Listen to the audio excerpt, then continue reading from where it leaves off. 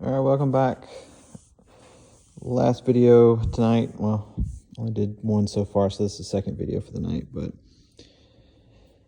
I gotta call it because us old people have issues, and my back is just screaming at me. So,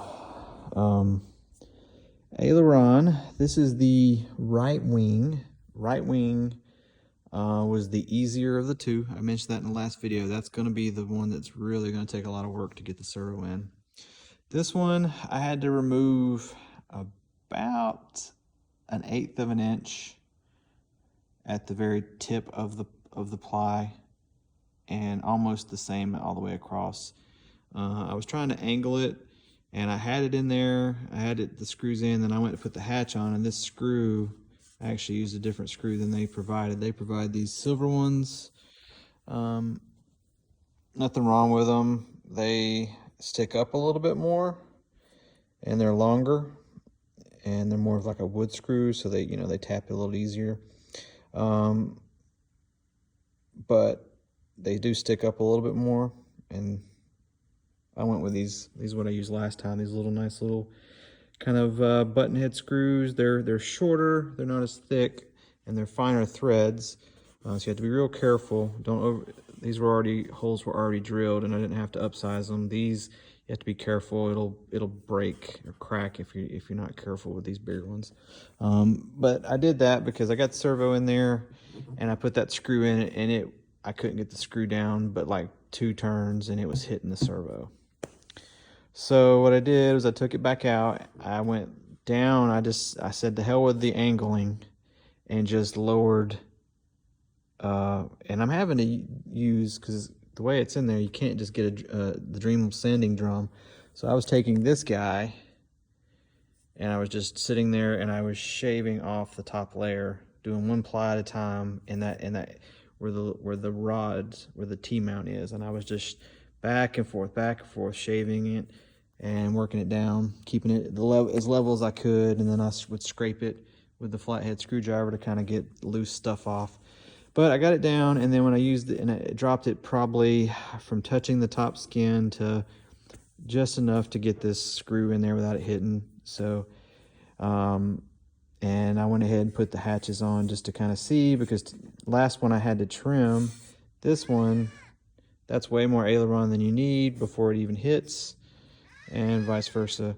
So you only need about that much aileron, if I remember correctly. So this one, the last one, I had to sand these a little bit to make clearance for them. So you got to check each one, and that's why I went ahead and put the hatches on there to see if I had to do it. The front hatch, I had to size. It was a little too big, and like the corners and kind of off shape, so I had to take a Dremel and I just turned it really high, and I kind of marked the areas with a straight edge, and then I just went down through there with the Dremel drum, and then I took it and put it on a piece of wood with some sandpaper and straightened it.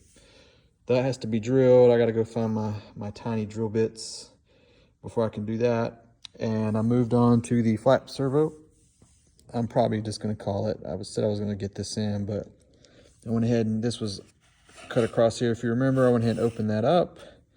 Maybe that'll give me the ability to get in there with the screws and like an Allen screw, but I doubt that bottom one I can get. But what I can do, now that that's open, I can come in from this side and put a lock nut over here and do it that way.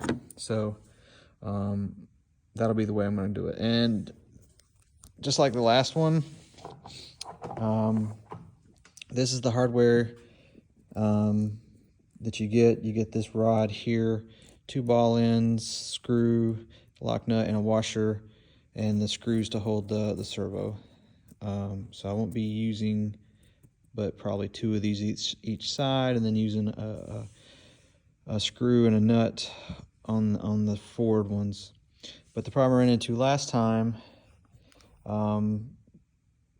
doing the servo geometry like I wanted. So the way I set mine up is, actually, let me plug it in here. Give me 1 second here. I'll show you. It's easier to show than to talk. Look at my little servo programmer here.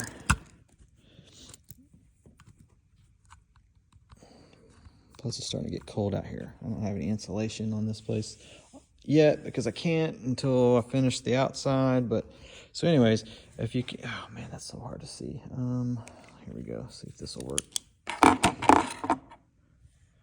So you can kind of see the arm there. So when the flap is at its retracted position, so straight out, normal flight, that's where it is. But then when I go full flaps, it's back here. So it takes all the torque off the servo, and it's just, actually a little further too, like right there.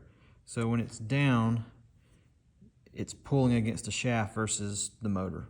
So, but by doing that, put this back out. It makes, even if you don't do that, the rod that they supply is just a little too short. You only get like maybe,